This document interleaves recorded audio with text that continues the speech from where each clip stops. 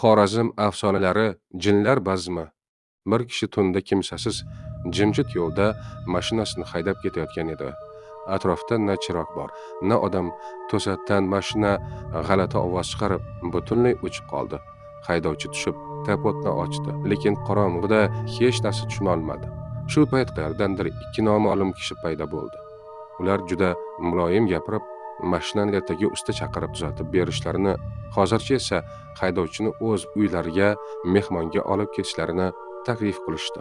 Sovuq va yolg'izlikdan charchagan haydovchi rozi bo'ldi.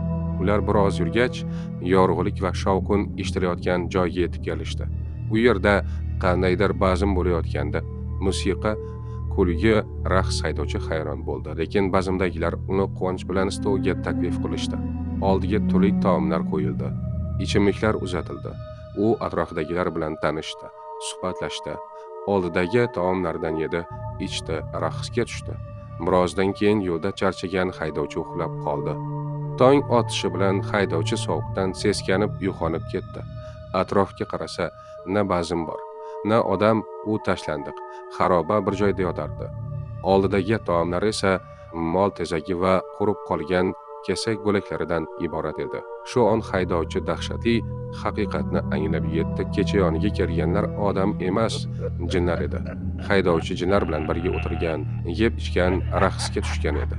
Qo'rquvdan titrab, u joyidan jon holatda yugurib qochdi. Mashinasi yoniga yetib borgach, ajablanarlisi mashina soz holatda turardi.